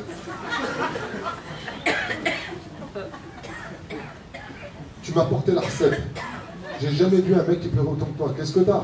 Tu veux de l'oseille, t'as un problème, tu veux que je t'aide? Et lui, qu'est-ce qu'il lui dit à ce moment-là? Il lui dit, mais t'as pas compris, j'ai tué mes parents. Il lui dit, tu sais comment on fait au cotel? Je t'explique un truc. Voilà, prends un papier, écris ici ce que tu as à lui dire, et tu le mets dans le mur. Comme ça, t'arrêtes de pleurer. Parce que même Dieu, il m'a dit, clart. Tellement tu pleures, tu m'as rendu chef. Qu'est-ce qu'il fait? Le vieux, il lui donne comme ça un papier. Ouais. Prends le papier. Oh, pas. C'est un papier, ça? Ouais. Souda, jeudi matin, Ilan, un mot pour toi ici. Je te le laisse. Il prend un papier comme ça, il vient pour le mettre, c'est vraiment du Hitchcock, Shem Ishmor Be'Rachem. Il arrête de pleurer comme ça, il vient pour mettre le papier dans le mur. Et qu'est-ce qu'il fait le mur? Il lui rejette le papier. Ça, c'est une rasera. Imagine, tu as un truc qui va pas, tu vas au cotel, tu le mets et le mur il te fait. Là.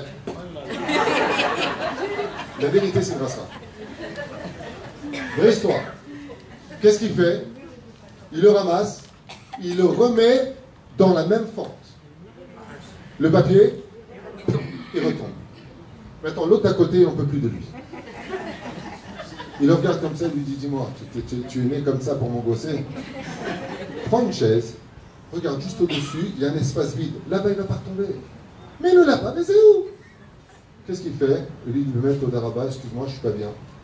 J'ai voyagé, je suis fatigué, je n'ai pas dormi. Tu ne te rends pas compte de ce que je passe? Il me dit, Baba, je ne suis pas psychiatre. Mets ton papier et va faire un tour. Il prend la chaise, il monte pour le mettre juste au-dessus. Au moment où il le met au-dessus, il fait tomber un autre papier. L'autre, il lui dit vraiment, t'as un petit coup. Il arrive à laisser son papier. Et il lui a dit, qu'est-ce que tu as mis dans ton papier? Et il lui a dit, j'ai mis dans mon papier que si mon père me donne un signe qu'il m'a pardonné, qu'il est revenu sur sa parole, je ferai tchouba sur place. Qu'est-ce que fait le vieux? Il ramasse le papier qui est tombé et il lui a dit, tiens, remets-le en haut. Quand il a pris ce papier dans les mains, il a voulu voir ce qu'il avait marqué, qu'est-ce qu'ils mettaient les gens quand ils allaient au cotel. Et il avait marqué les mots suivants. Maître du monde, par amour de la vie, j'ai perdu ma femme. Par amour de mon enfant que j'ai étudié dans la Torah, je suis venu à Bnei Brak, qui s'appelle un tel, fils d'un tel. Il donne son nom, fils de... Si mon fils fait échouva un jour, alors je jure devant toi que je lui pardonnerai tout le mal qu'il nous a fait. Et il lit de ses propres yeux dans le cotel, au cotel, la lettre écrite par son père 2 ans au préalable, où son père marque dans la lettre, il raconte comme ça, je tombe sur le papier de mon père 2 ans. En général, ils les enlèvent après 2-3 mois, ils enlèvent tous les papiers. Celui-là, il était jusqu'au fond, impeccable. Quand il a mis le sien, il a fait tomber celui de son père. Et son père lui disait là-bas, je ne cesserai de pleurer jusqu'à cette échouva. Quand il a lu cette lettre-là sur place, il est parti chez le coiffeur se couper les cheveux. Ravash Kippa, rentré en Yeshiva Bnei Brak, s'est marié aujourd'hui. Il a 11 enfants à Bnei Brak. Kulam bederech Torah u'mitzvot u'maasim tovim. B'zchut ma, b'zchut adma'ot. C'est pour cela que celui qui veut... Oui, Dma'ot, c'est les larmes, c'est évident. Hein? Comme on arabe. Voilà. C'est pour cela que celui qui veut voir des résultats dans sa vie, dans l'éducation de ses enfants, dans la teshuva, on a dit, ou dans le binyan adéad, de quoi ça dépend? De la sincérité. Tout ça, ça dépendra de la sincérité. Imagine, tu as quelqu'un qui ne veut pas venir au mariage. Maintenant, il te regarde, il dit, je te promets, il a des larmes qui coulent. Il te dit, je te promets, j'aurais du mal à être heureux si tu n'es pas là. Et tu vois des larmes qui apparaissent sur ses yeux. Quoi que tu es, je te promets que tu as lu. Tu vas à son mariage. Tu viens à ce rendez-vous parce que tu vois qu'il y a de la sincérité qui vient du cœur, un langage qui va parler à ton âme. Car les Rachamim ont dit, si la parole qui sort du cœur pénètre le cœur de l'autre, la parole qui sort des larmes pénètre l'âme de l'autre. C'est toute la différence entre l'un et l'autre. C'est pour cela qu'aujourd'hui, si vous voulez vraiment réussir votre vie, nous avons des moments où il faut pleurer. Il y a des moments où nos larmes doivent servir le Créateur du monde. Mais il y a des moments où nos larmes sont significatives de douleur, d'expression, de tikkunim. Je vous raconte une anecdote avec mon Rav Rabbi Moshe Ederi Zecher Tzadik Vekadosh Ibracha. Quand j'ai fait tchouva en France à l'âge de 17 ans et demi, on ne connaissait rien au judaïsme. Rien. Quand je vous dis rien, c'est rien de rien. Non, rien de rien. Mais on regrette tout.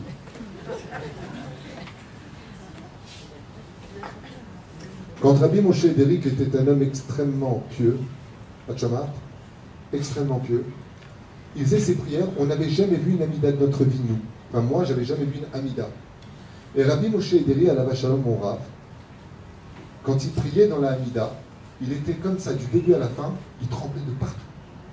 Maintenant, moi, la vérité, je vous dis franchement, quand j'ai vu ce monsieur qui était plein de lumière trembler de partout, je crois qu'il a inventé une nouvelle danse. Mes frères et moi, on a éclaté de rire. Le pire, c'est pendant le Birkat Amazon. On ne connaissait pas le Birkat Amazon à l'époque. Et on voit Rabbi Moshe Ederi. Il prend du sel, il fait un truc magique avec du pain. 1, 2, 3, nous irons dans les bois. 4, 5, 6 pour cueillir le semis. Je pensais que c'était un sorcier. Moi, je dis, qu'est-ce qu'il fait, le monsieur? Ah, j'ai dit, c'est bien, c'est comme à l'église, ils mangent le pain. On ne connaissait pas le motzi. Takshivutov. On était loin à ce point-là, oui, à ce point-là. Takshivutov Rabotai. Pendant son Birkat Amazon, ses yeux étaient fermés, les mains sous la table, et une fois de plus, il tremblait de peur. Je ne comprenais pas pourquoi il avait si peur. Il faisait ça à Mida avec ses 3 pas en arrière, il était blanc.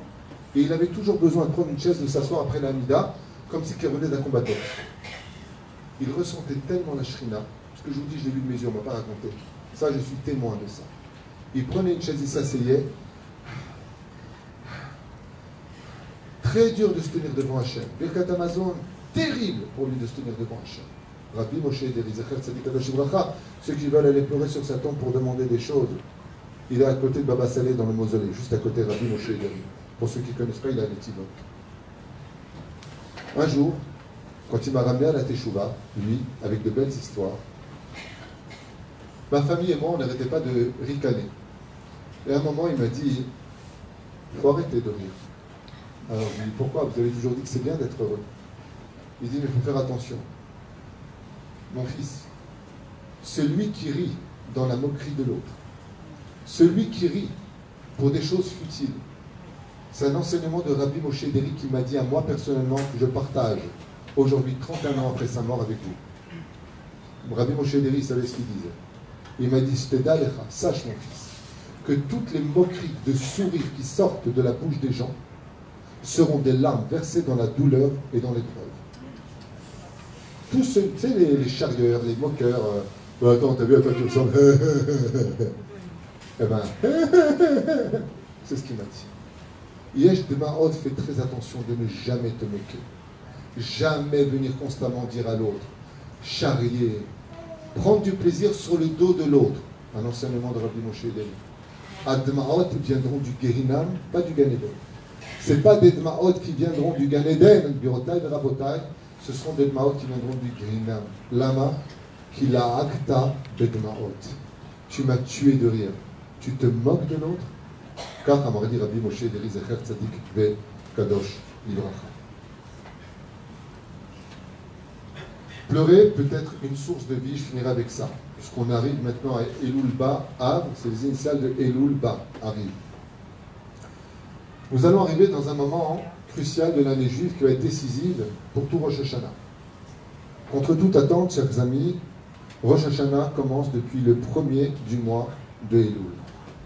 C'est un continu de jours qui ne s'arrête pas. On raconte à Machal et Ma'adavar Adomé. Un jour, un homme a eu un procès extrêmement grave. Un procès qui aurait pu jouer pour le meilleur ou pour le pire de sa vie. Il arrive là-bas, et dans les couloirs se promène un magistrat. Celui qui accompagne l'accusé lui dit, tu te rends compte, qu'est-ce qu'il y a? Il lui dit, c'est le juge qui est là. Il lui dit, alors? Il lui dit, mais attends, ce juge, je le connais bien. Il a un cœur en or. Il lui dit, ah ben c'est bien, alors je vais m'en sortir. Il dit, non, j'ai pas fini. Ce juge, il a un cœur en or, tant qu'il n'est pas sur sa chaise. Mais dès qu'il est sur sa chaise, il ne connaît plus personne. Et il devient justice absolue. Alors l'autre, il lui a dit, alors qu'est-ce que tu veux que je fasse? Il lui dit, je te conseille un truc. Commence à pleurer. Maintenant, là, dans le couloir, avant de rentrer, parce qu'il est là, le juge. Et commence à pleurer tes fautes. Commence à dire que tu regrettes le mal que tu as fait. Je te passe un mouchoir. L'autre, il lui a dit, non, moi, je ne sais pas faire ça. J'ai peur de personne. Il n'est pas content, de toute façon, c'est qu'un homme. Moi, j'ai pas de problème. C'est comme ça qu'il a répondu. Il ne s'est pas mis à pleurer. Il ne s'est pas mis à parler. Il ne s'est pas mis à réaliser la chance qu'il avait. Il était assis sur le banc, ne rien faire. Non seulement il ne faisait rien, mais il regardait par la fenêtre toutes les jolies filles qui passaient. Et le juge dit, excusez-moi, je voudrais passer, s'il vous plaît. Excusez-moi, monsieur. Vous pouvez vous asseoir? Il lui parle. Et lui, il regarde comme ça de l'eau en disant, vous êtes si gros que ça ou quoi? Vous ne pouvez pas passer? Seulement voilà qu'on le fait rentrer dans la salle d'audience. Le juge est avec sa robe de juge. Il est sur son trône de juge. Et il lui dit 20 ans de prison ferme. Et à ce moment-là, l'homme éclate en sanglots. Il vient de réaliser qu'il a été condamné. À ce moment-là, le juge lui dit, vous savez, j'ai entendu votre ami quand il vous parlait. C'est pas ici qu'il faut pleurer. C'était dans le couloir. C'est un machal, c'est une métaphore que nous ont donné les sages. Quand vient le mois de Elul, Anil et Dodiv et Dodili, c'est quand le juge dans le couloir, il a un cœur en or, il te considère comme son ami. Viens pleurer pendant tes slichot, réellement regretter les fautes que tu as faites. Viens verser ces larmes qui vont te donner le jour du jugement en Rosh Hashanah. Que le juge, comme il t'a entendu pleurer pendant les slichot, comme il a vu que tu regrettais réellement, quand vient Rosh Hashanah, comment il va juger le juge? En conséquence des larmes versées pendant le mois de Elul, la reine à Rosh Hashanah, tu sors Zakai. Ça veut dire que le roi des rois nous permet de le soudoyer. Je ne sais pas si vous comprenez les mots. Lama kibarinu. Mais comme on veut voir si c'est sincère ou pas, en général, le mois de Elul, des slichot, où tu dois te lever tôt, les yeux crevés, c'est pendant quel mois en français en général que ça tombe? Le mois d'août où toutes les petits bouts sont dehors. Pour voir si tu vas répler ou si tu vas ricaner. Le Créateur du monde, il te mettra à l'épreuve dans la période où vraiment la sincérité de tes langues devra apparaître. Et c'est ce que j'ai dit ce matin dans mon chiour pour ceux qui l'ont vu de ce matin. Ce chiour qu'on est en train de faire nous demande d'un côté de ne jamais prier Hachem sans larmes parce que c'est une arme extraordinaire de pleurer devant Hachem. Chez Nehema, Lev nishbar venitke Elokim lotivze. Quand tu viens avec un cœur brisé devant Hachem et que tu verses des larmes, jamais votre prière reviendra vide. Elle a la force, ces larmes, de réunir 10 hommes comme un minyan pour monter ta prière jusqu'en haut. Ça, c'est la force des femmes d'Israël. Quand les femmes d'Israël pleurent pour la teshuva de leur mari, leurs enfants, même si ça ne marche pas sur eux, les enfants, ça marchera sur les petits-enfants. C'est obligé que ces larmes soient un migvé pour l'avenir de vos descendants. De l'autre côté, si vous ne voulez pas faire pleurer les hommes, alors ayez pitié de notre Yetzerara. Prenez sur vous de respecter les lois de la Tzniut. C'est caché. Je le dis à vous, mesdames, vous ne savez pas ce qu'est un homme. Un homme est composé d'un nefesh behemi. Il voit une femme, il est au café, il a sa femme à côté, il y a une bombe qui passe, il est comme ça. Oui, bien sûr. Où aller? Où aller? Tu as vu comme elle est belle? On a un nefesh behemi. Terahamo alenu. Pourquoi? Parce que le Rav Yitzhak Yosef, dans le Likout Yosef, nous dit tout celui qui faute avec ses yeux à regarder. La femme qui irshila est un naïm. La femme qui a fait tomber l'homme de ses yeux. Et les yeux qui les ont regardés, ces 4 yeux pleureront des larmes de sang. Je répète, Davar Nora Ve'ayom, c'est dur à entendre. Mais à quoi ça sert de pleurer si on veut des résultats? Je vous donne un exemple. Imaginez qu'un homme ait trompé sa femme, Chas v'Shalom. Pourquoi? Il a un grand cœur, il aime tout le monde, sa femme, la voisine, tout le monde. Un homme a trompé sa femme, ok? Il regrette vraiment. Sa femme le voit assis sur le canapé, Béhémet, il a les yeux rouges de larmes. Et il dit à sa femme, tu ne méritais pas un tel affront. Tu ne méritais pas d'être trahi. Je te demande pardon de toute mon âme et de tout mon cœur. Mina Shamaïm, Kaot Rabbi, ils vont au restaurant, 1 mois plus tard, elle lui a pardonné un petit peu. Elle lui a pardonné. Comme ça, en tunisien, ça veut dire moitié-moitié. Kaot Rabbi, qui c'est qui arrive à la table d'à côté? La maîtresse d'école. Tu as la maîtresse qui arrive à côté. Et l'homme, qu'est-ce qu'il fait? Pas du tout. Il a des larmes qui coulent ici. Il prend la main de sa femme, il lui serre très fort et lui dit, chérie, je te demande vraiment pardon. Cette femme, qui est son épouse, lui pardonnera 100% dans cette épreuve, dit le Rambam. Quand est-ce que tu vois une khatima de teshuva? Pas quand nous, les mecs, comment entre nous?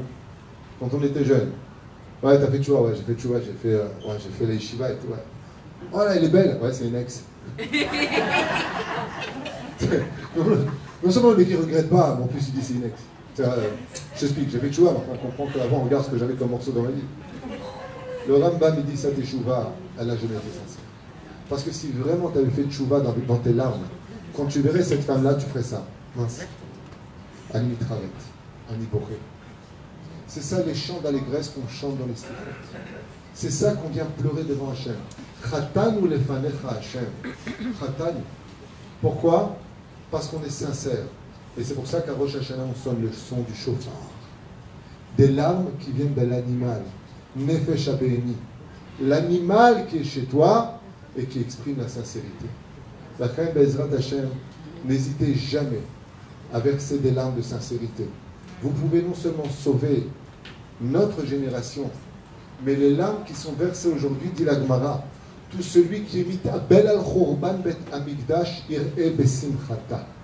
Tout celui qui verse des larmes à cause qu'il n'y a plus de Bet Amigdash, ça séchera les larmes pour rire dans la joie de la reconstruction du temple chez Nehemar. Az yemale sechok pinu ulshonenu rina. Les seules larmes qu'on versera à la fin des temps, les Chachamim, j'ai appris ça de mon rab, le Rav Garbian.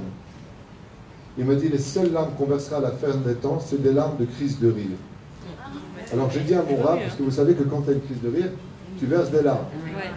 Alors j'ai dit à mon rab, et je finis avec cette image, je lui ai dit, pourquoi on aura des crises de rire? Il m'a dit, parce que imagine un petit peu, le papa il est mort à 20 ans, le fils il est mort à 80 ans, à Triat Ametim, comment ils se lèvent? Comme ils sont morts. T'as le qui dit, il est où mon père? On dit, c'est le beau gosse, ça va. Ensuite, pourquoi? Azim al Penou, pour vous redonner le sourire un petit peu, il dit, pas shoot meod. Jusqu'à aujourd'hui, la femme pour tomber enceinte, elle met 9 mois de gestation. 9 mois? Ouais.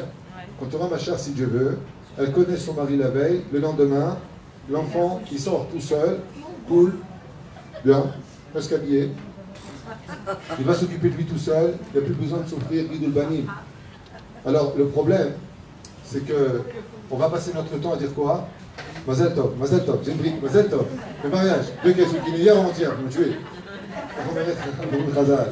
Il y aura tellement de naissances dans le monde, toutes les chameaux viendront dans notre monde de joie, que celui qui a été capable de pleurer quand il fallait pleurer, celui qui a été capable d'être dans la joie quand il fallait être dans la joie, celui qui a versé de larmes d'émotion par empathie pour l'autre. Iskina, je finirai avec encore cette histoire terrible. J'ai fini, je vous libère. Encore une histoire terrible d'une femme qui m'a raconté le jour de son mariage. Je lui dis, comment vous avez fait pour trouver un khatan aussi sympathique? Elle m'a dit, je pense que je sais pourquoi. Je lui ai dit, ah bon? Comment? Et cette personne m'a dit, c'est très simple. Chaque fois que j'étais célibataire, toutes ces années où j'étais célibataire, j'attendais mon prince charmant, et que j'avais une copine qui se mariait, je versais des larmes d'amour et d'émotion pour elle en lui disant, Baruch Hashem Tov, on t'a trouvé, je suis heureuse pour toi. Les larmes que j'ai versées ont emporté sur un tapis volant le mari que j'ai épousé. Kachamrali Aïcha, je n'ai jamais été jalouse, au contraire, je pleurais de joie pour elle. La Gemara dans Brachot nous dit, tout celui qui est rempli de joie et d'émotion, qui prie pour l'autre, s'il en a besoin, il l'enverra d'abord chez cette personne avant de l'envoyer chez la personne chez qui et pour qui il a prié. Et sachez, chers amis, que c'est la Kdusha et la Gdoula de tous les Gdoléadors. Quand tu vas voir un rave, un vrai rave, pas un ravagé, un vrai rave, et que tu lui racontes tes histoires, tes soucis, vous savez ce qui se passe quand il s'en va? À Tikkun Chatzot, il prie pour tous les gens qui sont venus voir avec leur malheur, et il pleure pour eux. Za Yeshua chez la Tzadikim. C'est pas simplement une bracha que vous entendez. Quand ils se lèvent, ils ont un grand soupir. Et ils réfléchissent à tout ce qui a été fait dans la journée. Et ils pleurent sur les malheurs des enfants d'Israël. Leurs larmes sont si sincères qu'elles relèvent le niveau du mazal et que les gens retrouvent le sourire grâce aux larmes du tzaddik. C'est un proverbe français qui dit « Après la pluie, vient le beau temps. Vient le beau temps ». Une fois qu'on a pleuré, psychologiquement, au niveau des nerfs, on se sent apaisé. Au niveau de la prière, on se sent écouté. Au niveau des résultats, on se sent remonté. Tolérable.